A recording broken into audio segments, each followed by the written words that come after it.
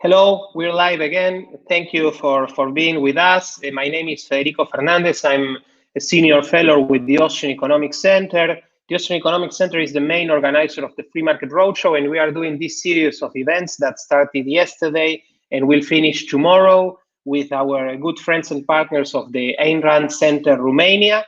This is part of the digital Free Market Roadshow. We hope to be able to do the normal Free Market Roadshow tour sometime later this year, well, worst case scenario 2021. And speaking of not being able to move and not being able to do the things we want to do, we have a great speaker today and a great speech, Anders Ydstedt from Sweden. He'll be speaking about restoration of freedom, how individual mobility will have a renaissance after the crisis. Very briefly, I will introduce to you who Anders is. Anders is an advisor at Scantech Strategy Advisors.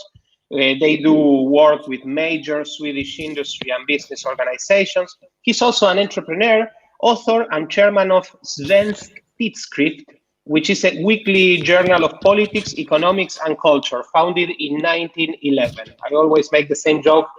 Anders did not found it. He's very young, by the way.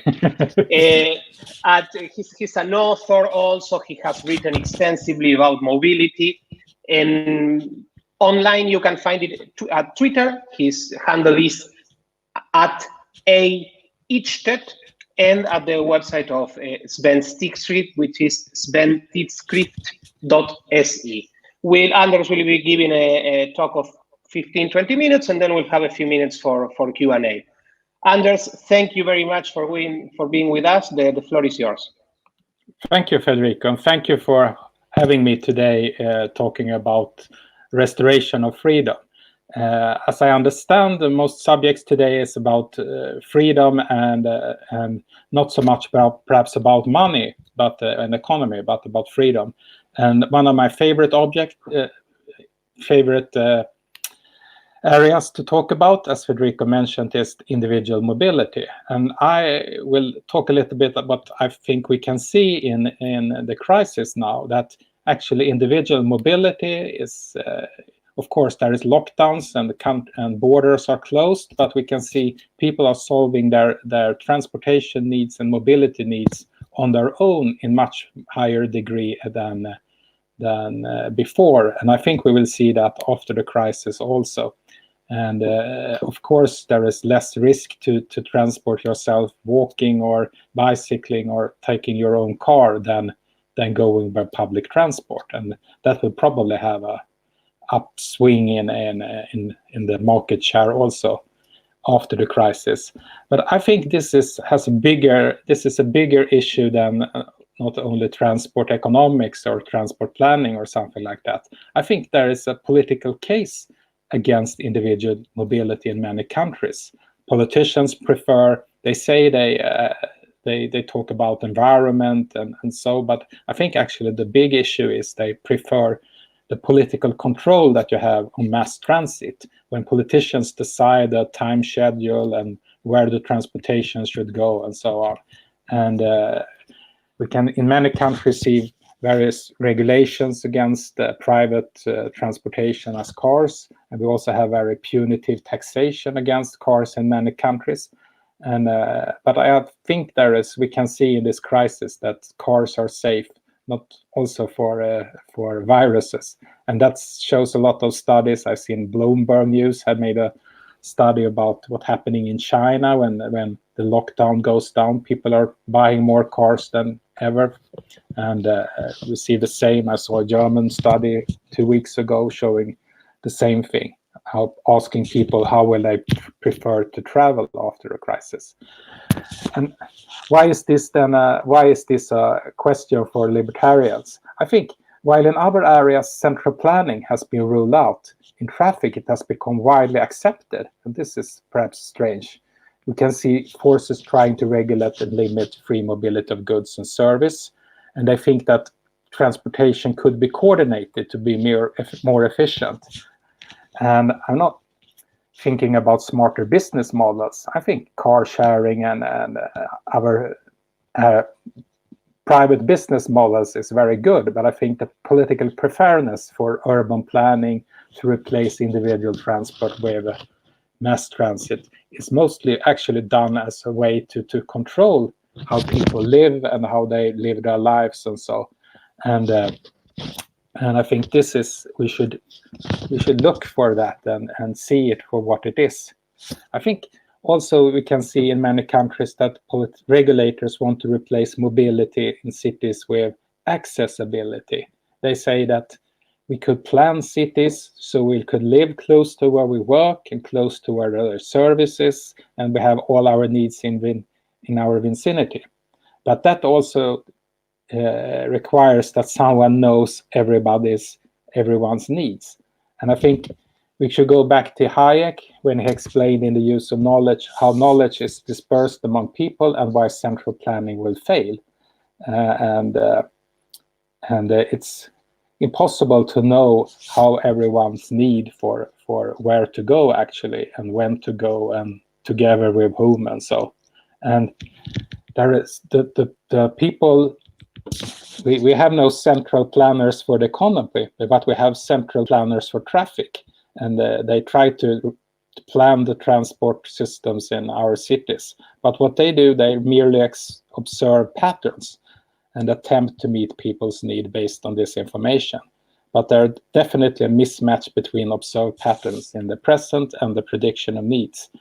I think the best example to talk about this is, it was Hayek said in his Nobel Prize lecture. He says, observing patterns in a ball game is not enough to predict the outcome of the game. Even if you know everything about the game players, I know this is one of Federico's special areas, but even if you know everything all about the players, you know all the rules, and you know about how the grass is and the weather is and everything, you can't predict the outcome of the game. And I think similarity with traffic, even if you can look at all people going and all cars and buses and subways and so on, you can't plan how people are going to travel. And for this reason, I think the restriction on mobility is something that's in the way for people's freedom, and that's also against free markets. And Hayek also wrote in Constitutional Liberty about urban planning, that town planning is mostly motivated the desire to dispense with the price mechanism and replace it with central direction. It's carried out by architects and engineers who have never understood the role that prices play. And that also a big area actually corresponding to economy. A lot of money is changing hands in cities with urban planning, but we don't really know and see how it goes. But with restriction and on mobility and urban planning, the politicians can control a lot of the economy and our freedom. And I think more people in the our freedom movement should be looking at these issues. I have a favorite professor author in this area. It's Alain Berthaud from New York University. He's written an excellent book about urban planning. It's called Order Without Design. He explains how big cities are like big markets, and that mobility is the key for this. And he says that high density in a city is a result of thriving market, not something planners can create with the aim to replace traffic and mobility. And still we have a lot of politicians, they like really high-rise buildings and so on. But high-rise buildings, that's a result if the economy is very good. And you can see a lot of how politicians don't understand that in a lot of countries, a lot of cities. So Berthaud says that the objective of urban transport strategy should be to minimize the time required to reach the largest possible number of people, jobs, and amenities. And they should look for good mobility. But in reality, we see in a lot of countries and cities that politicians have other objectives. They want to reduce mobility. And what we create then is actually, in many cities, we're building the new walls around the cities actually that we had before before we got when we had guilds and regulated trade and so on. And we're building that kind of barriers now in the name of smart urban planning or smart cities or environmental issues and so on. So it's important to fight for good mobility in cities, but also good mobility that we could control for ourselves. So going back to mobility and economy, the case is, of course, going back to Adam Smith talking about how the specialization with the Scotsman living on the countryside have to be his own baker, butcher, and brewer. And with specialization, we not only got better, lower prices, we got also better beer, and so the specialization gets higher productivity, and we get better products and much other gains. And that's development we have in the economy. And we have more specialization will also give us better products and also increase our economy, but also that creates a need for transportation, ever more transportation. And that's what we see in the global economy. And now we are closing down value chains, and we can see how it is a disaster on the world economy.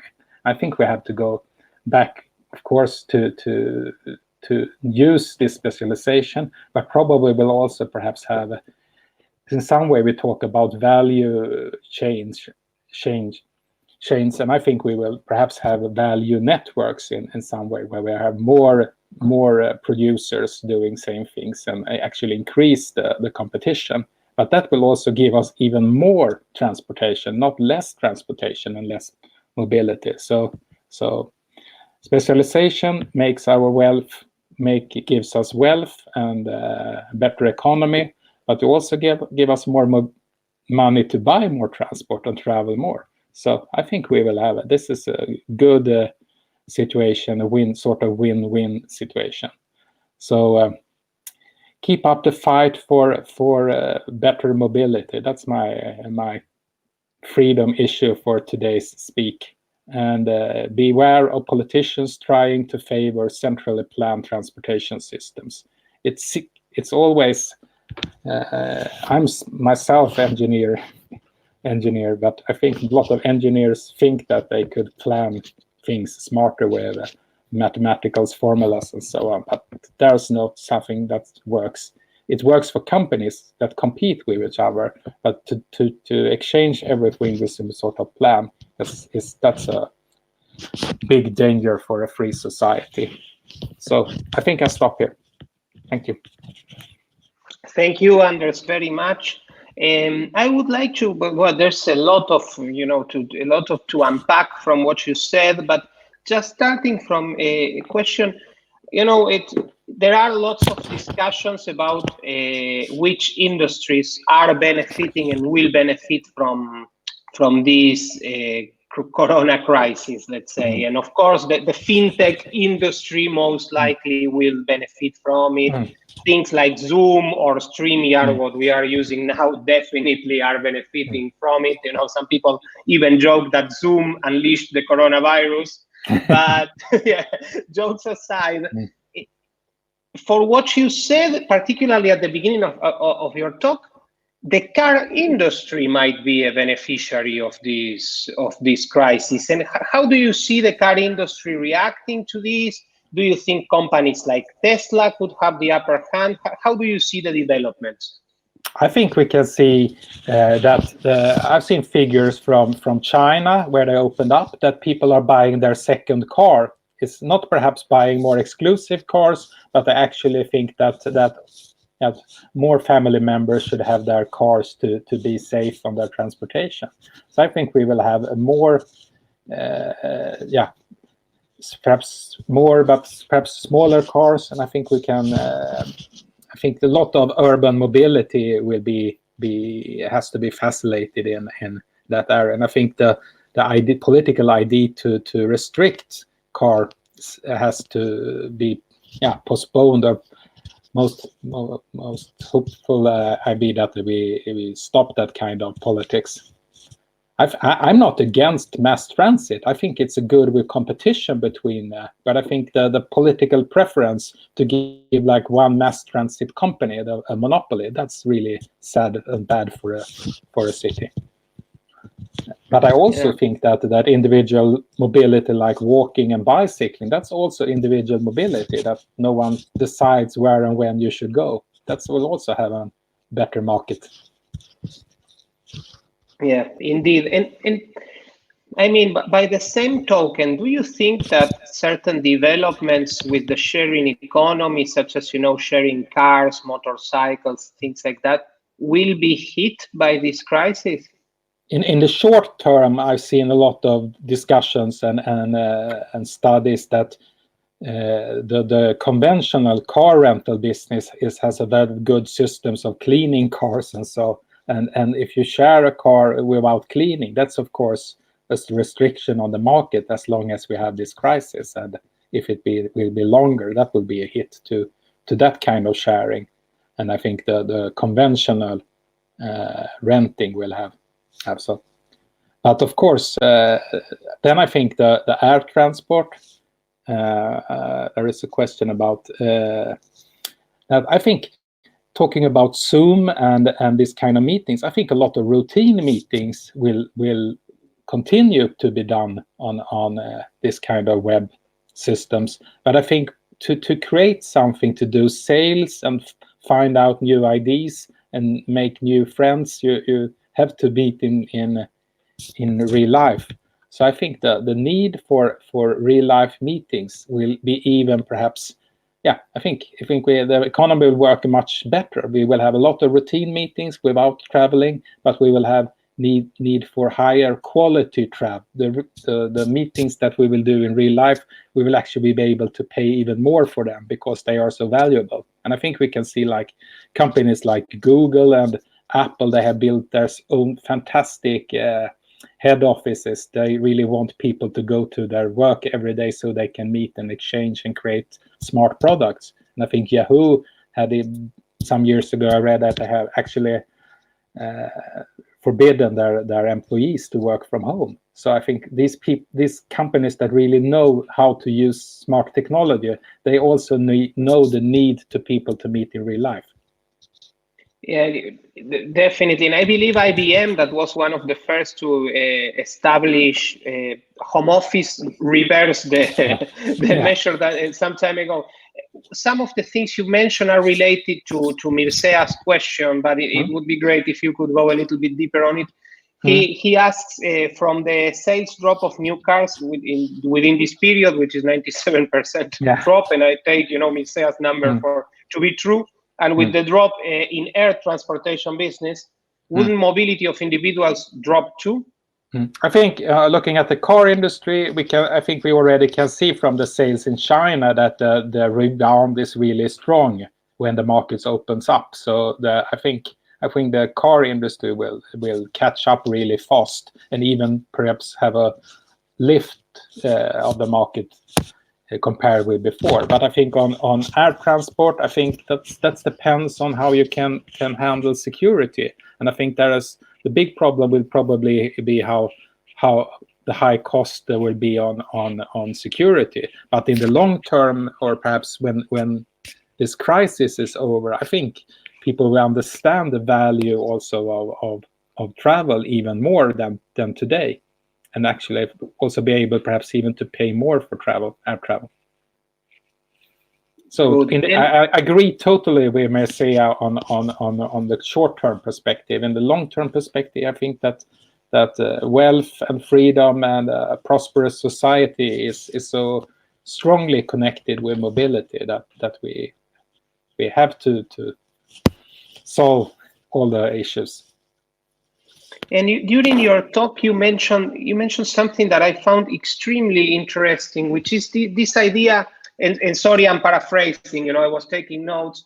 That we are building within our cities. We are building new walls and barriers due to in the name of becoming smart cities. And I was thinking of this, and you also mentioned of this accessibility concept, which can be extremely dangerous because cities could end up being like compartments that do not, relate to each other. Yeah, exactly. I think in some way this is a public choice problem, that the people living in the city centers, they have paid a lot for their apartments, and when they live there, they don't want to have too much traffic around there where they live. They want, actually, in if they decide for themselves, they will probably have the city centers look the same as the outskirts, like we have more trees and walkability and so on. But a really smart city, that's a market for a much bigger area than itself. It has a smart city has a trade for a big area, and then you can have high paying services to the place for things that is higher prices on, and services that you get paid more, and so it has to be open, and that's perhaps one of the best things that we've done in Europe, when we opened up cities for the markets, from people going from the countryside and sell things and so on, and we tear down the walls from the cities. But we can see that, I think the politics today is that the people voting in the city centers, they vote for more restriction to keep it's a nice place to live in. But big, functioning city is a place also for trade and for services, and for more people than actually live in the city. But those people usually don't vote in the city. They live outside the city and vote in perhaps other communities and other municipalities. And that's a public choice dilemma, I think. Indeed, and we literally have 3 minutes, but just very quickly, just to pick up from what you said, what do you think? What's the situation in Malmo, where you live, regarding, let's say, zoning, and what should be the ideal policy for you? I think, first of all, people must understand how important mobility is for a city to work, and to give the people who live in the city, actually how they thrive of people coming into the city with their money and buying and going to restaurants and so on. If the city should be closed, there should be only that'd be the lesser restaurants, lesser services and so on. And I think the politicians must understand that everyone is winner of bigger markets and open borders and more free markets. Everyone wins on that concept. And if closing that down, you can see how it works. So we see it in this crisis. Closing down markets it's a catastrophe for everyone. Anders, thank you very much for being this Saturday afternoon with us. I think it was a pleasure listening to you. We learned a lot, and well, there will be plenty of opportunities in the future, I'm sure. I have a war show for you. Thank you very much. Thank you, and to everyone who's watching this, 3:20 CET, 4:20 Romania. We'll be back with Kai Weiss. He'll be talking about economic recovery, another very important topic, particularly after the collapse that all our economies are suffering due to these lockdowns. So see you on the next Facebook Live. And if you want to know more about events like this, please visit fmrs.digital. Thank you, and see you soon. And thanks again. Bye-bye. Bye-bye. Goodbye.